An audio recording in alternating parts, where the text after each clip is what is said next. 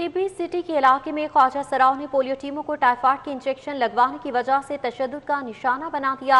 Police ने कार्रवाई करते हुए 3 ख्वाजा सराव को गिरफ्तार कर लिया है। जबकि टिब्बी सिटी के इलाके में पोलियो टीम पर हमला किया गया है और यह हमला ख्वाजा सिराव के ग्रुप ने पोलियो टीम पर किया है। ख्वाजा सिरा अपने चेले को हिफाजती इंजेक्शन नहीं लगवाना चाहते थे। पोलियो वर्कर की जानिब से ये कहा गया, पोलियो वर्कर ख्वाजा सिराव से लड़ाई झगड़े की पुलिस को इत्तला दी गई। पुलिस ने ख्वाजा सिरा सीमी और उसके चेले पायल को पकड़ लिया है। इस हवाले से मजीद तफसीलात जानेंगे। इरफान मलिक ने हमें ज्वाइन किया। इरफान, बताएगा ये मामला किस तरह से पेश आया, कब पेश आया और इस पर पुलिस ने अब तक क्या कार्रवाई की?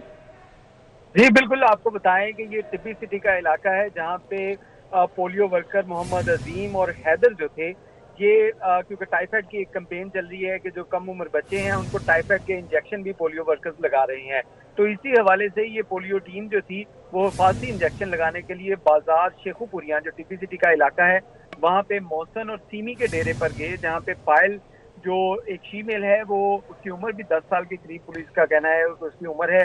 उसको जब वो इंजेक्शन लगाना चाहते थे तो मोहसन और सीमी जो ख्वाजा सरा हैं उन्होंने कहा कि वो हर बीमारी से पाक हैं और वो इंजेक्शन नहीं लगवाएंगे, बच्चे को इंजेक्शन जो है वो नहीं लगवाएंगे। तो इसी बिना के ऊपर उनकी जो पोलियो टीम थी उससे हाथापाई हुई और इसी दौरान उन्होंने अजीम और हैदर जो पोलियो वर्कर थे उनको थप्पड़ मारने शुरू कर दिए, जिसके बाद वो मौके से फरार हो गए। ताहम पुलिस ने 15 की कॉल जब की गई पोलियो टीम की जानिब से तो पुलिस ने मौके पर रिस्पॉन्ड किया और तीनों जो ख्वाजा साहब हैं जिसमें मोहसन, सीमी और उसका चेला पायल जो है उनको हिरासत में लेकर कानूनी कार्रवाई का आगाज कर दिया गया है। कानूनी कार्रवाई का आगाज कर दिया गया है। इरफान मलिक इस हवाले से हमें तफसीलात से आगाह कर रहे थे, बहुत शुक्रिया आपका। टिब्बी सिटी के इलाके में ख्वाजा सराव के ग्रुप ने पोलियो टीम पर हमला कर दिया। ख्वाजा सराव अपने चेले को हिफाजती इंजेक्शन नहीं लगवाना चाहते थे।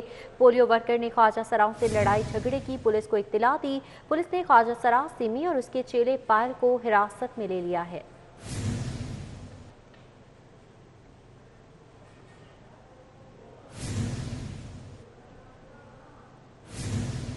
अब रुख करेंगे जौहर टाउन का। 2 रोज से मेन होल में फंसे भेड़ के बच्चे को निकाल लिया गया।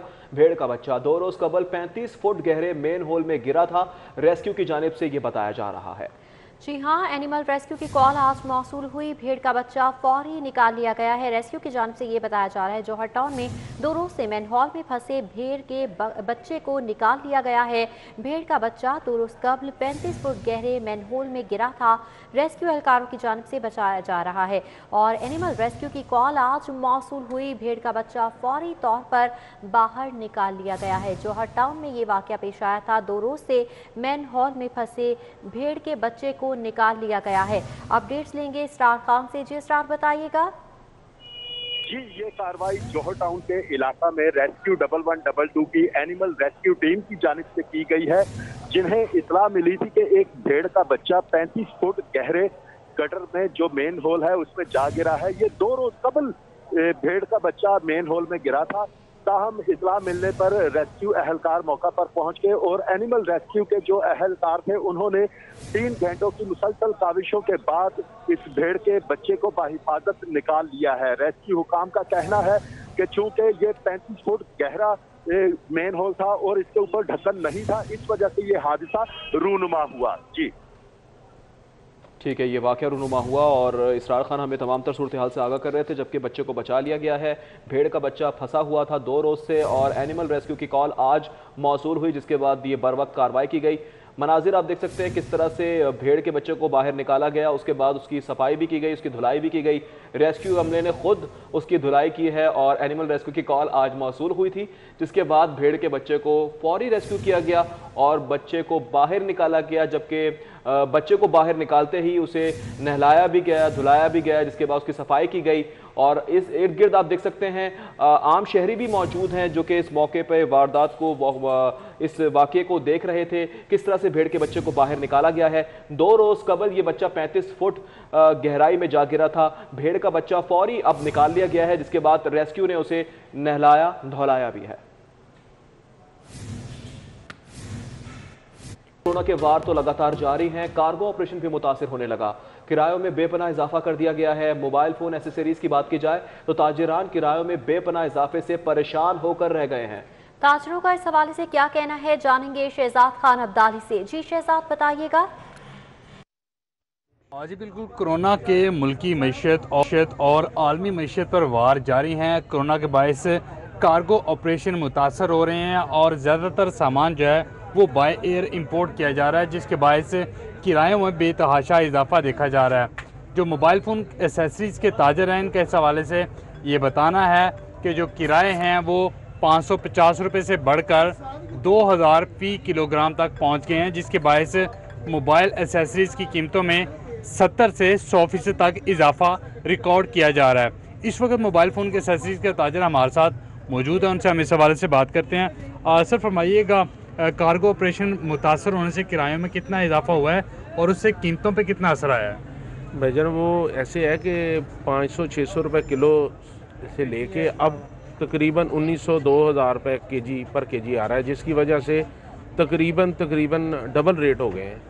तो कई चीज़ें ऐसी हैं जो तो बिल्कुल ही मतलब कि बाहर से नहीं आ रही, तो कुछ कोरोना की वजह से है और कुछ ये अपना किराया बढ़ जाने की वजह से ना कुव्वत सख्त नहीं है कस्टमर में, तो इस वजह से कारोबार भी उसकी वजह से कम है, उसकी वजह से पैसे ज़्यादा खर्चने पड़ते हैं उसको भी और हमें भी, और पीछे से भी ऐसे ही है। बिल्कुल आपने गुफ्तगू सुनी। जो मोबाइल फ़ोन के एसेसरीज़ हैं उनका इस हवाले से बताना है ताजरान का कि कार्गो किराए में इजाफे की वजह से जो मोबाइल फ़ोन की एसेसरीज़ है, जिनमें ग्लास प्रोटेक्टर हैं, मोबाइल कवर हैं, बैटरीज़ हैं और दीगर चीज़ें शामिल हैं, ये महंगी हो गई हैं, जिसकी वजह से कस्टमर भी सफ़र कर रहा है।